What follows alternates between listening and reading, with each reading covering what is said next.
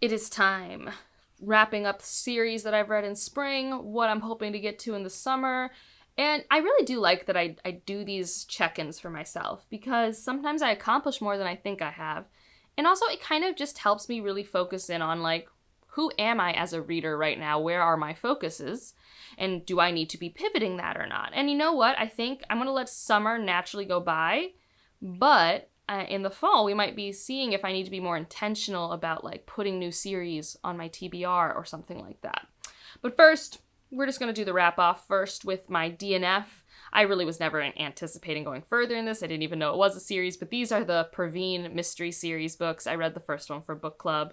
It's like a cozy mystery historical situation, and I liked it, but I didn't love it. So, that was, I read the first one, and I'm good. The audiobooks are fun if you're curious about it. And then I've continued quite a few, okay? Quite a few. Let's start with The Time of Iron. This is All Hail Chaos. I was not anticipating finishing it when it came out, but I did, because I had access to the ARC through NetGalley. And I do like this more than the first book, to the point where I will finish the series. I am invested enough. I don't, adore it, but I'm invested. It's a pulpy, entertaining time for me at this point in my life. I have also read the first two books in the Kingdom trilogy. So that's These Burning Stars and On Vicious Worlds. And unfortunately, I have been fairly mid on this sci-fi trilogy so far. I am unfortunately not going to be someone who's one of its big champions. I don't think it's bad. I think that if you're someone who likes a lot of the politicking that can happen in a Star Wars adjacent book, you should definitely pick it up. If you like political intrigue, if you like discussions about oppression and class divides, there's a lot of good stuff in it. It just doesn't have the X factor that wows me, and the writing is a little bit not my speed for my brain. On one hand, the audiobook doesn't work for me, but then sometimes physically reading it, I'm too bored. And I do like the audio narrator. I've had her before for other things, so I know it's not her. So I don't know. It's okay for me, and I'm going to probably continue it, but that's something I've started and continued. I continued Skyward. Really wasn't anticipating that. I read Cytonic, and I really enjoyed it. So that was surprising to me, but was one of my highlights, so that's cool. I've also continued Malazan, Memories of Ice. I do have a live show for that. I'm doing casual live shows with my two friends, Stephanie and Roger. We read these about one every 6 months at this point. So we're about to pick up the next one, I think, in the near future. So if you're someone who wants a really slow read of Malazan or thinks you can catch up and want to join us on this crazy ride, I'll leave the live show playlist down below for you. I think Memories of Ice was better for me on reread, but still only a 4-star time. I think it's partially because I did give myself so much time to read it. My first time reading it, I tried to read it in a month, and that was a bit much. That was a bit much for me and my wee brain. And then we have the second book in the Say You'll Remember Me romance series, The Night We Met. Adored. Loved it. I just love Abby Jimenez books. What can I say? They are delightful for me and my brain. I know the premise is kind of contentious for some people, because it's kind of, I don't know. I just can, it's very messy, and I know some people just don't want that level of angst emotionally in their romance book, but for me, it got to highlight a lot of yearning. I love a lot of yearning. I really do. And then we have, let's see if I can say this word today. Nampesha Wesit. I don't think I have it right, because I listened to the audiobooks for this, but this is To Ride a Rising Storm, the second book after To Shape a Dragon's Breath. I really like the audio for this series, and it's been really enjoyable. I'm excited to get to the next one whenever it comes out.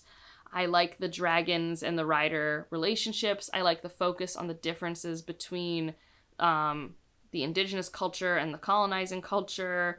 I like that its historical world building is familiar and also its own spin on things, and kind of how things were building to a boil and how each book kind of has its climax at the end. It's kind of just these standard, fun, stressful climaxes at the end of the books that I feel like I just don't get to see often anymore. It's kind of like when I'm watching a TV show that's made for normal cable TV, where I'm yeah, you guys are pacing things right. Look at you go, using our standard storytelling conventions, as we should. I'm not saying we always have to do that, but it's nice when I get to see some, standard tricks, and they resonate with me. I read the second book in Rook and the Rose, The Liar's Knot. I love it, obviously. I love The Rook and the Rose. Is that shocking to anyone? No. I think I read most of that book while mulching my front yard. So that was a day. And then I read the first 4 Wayward Children books. And I'd already read the horse one before, which is like a prequel one. So I've now read 5 Wayward Children books. I should make a video on that, shouldn't I? That feels like something that should have a should you read, huh? I'll get there eventually when the motivation strikes, which who knows.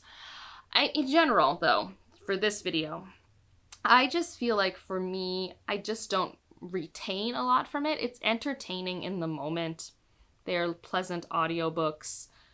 And so the first one I liked. I thought it set things up pretty well. I kind of like all of the motley crew of everyone, having their own baggage and becoming friends and then dealing with the whole, why is there this serial killer on campus? That was cool, but it also spoils the second book, which is a prequel. And, I think the second book would have been more enjoyable to me if I didn't know its ending, at least based off how it worked. The third book is, nothing for me. It's a nothing burger book for me. I barely remember it. I'm just eh. It's one of the in-person, in-world books. And then the fourth one I actually did like, even though it was a prequel book, and I did know what happens to this character in the end. But it read more like a classic tragedy, in that, that you can't be spoiled for a tragedy. It doesn't matter that you know how Romeo and Juliet ends. The whole point is how you got there. And that's how In an Absent Dream felt. So I feel like that one's been my favorite. And that one felt the most like a folktale, cautionary fairy tale situation. And so that one I enjoyed. I don't like the horse girl one. I like the horse girl one in the real world before we travel to her perfect world. So yeah. So what did I start? There's only one that I just started and didn't continue, and that is First Time Caller. This is just a romance book. I don't know if I'll continue this series, so that's why I put it here. Because I might read the second book. I don't know. And so my summer series TBR is very moderate. I don't know if I'll do more than this or less. I don't know. So right now this is fairly just moderate. I didn't want to force myself, because right now I've just been in a very weird headspace, so I want to leave room for mood reading and stuff like that, but I also wanted to continue things that I have been reading. So one book that I didn't get to read in the spring that's been on my list is Hallowed Hunt by Lois McMaster Bujold. I think for sure I'm going to get to this in the summer. I just bought myself a beautiful copy, and I have it on my Kindle, and I would really like to get to the other World of the Five Gods novellas that I think are prequels, but regardless, I would like to get to those, and this is my last novel before I finish this sort of connected trilogy in the World of the Five Gods. I also have the third Rook and the Rose, which I'm currently reading, Labyrinth's Heart. Amazing. I just love the Rook and the Rose. I just love it, so I'm excited to keep going with that. I am going to start House of Chains in the summer. Do I think I'm going to finish House of Chains in the summer? No. No, I do not. But I'd be really content if I could get half of it done in the summer. That would feel good to me. And then maybe the summer, maybe the fall, but if I'm feeling I need another audiobook that I find engaging, I already have Defiant in my Audible account. And like I said, I really liked Cytonic. It was a really big surprise for me, so getting to do Defiant could be great. And then I finally finished that series, because I'm not reading the novellas or any of those.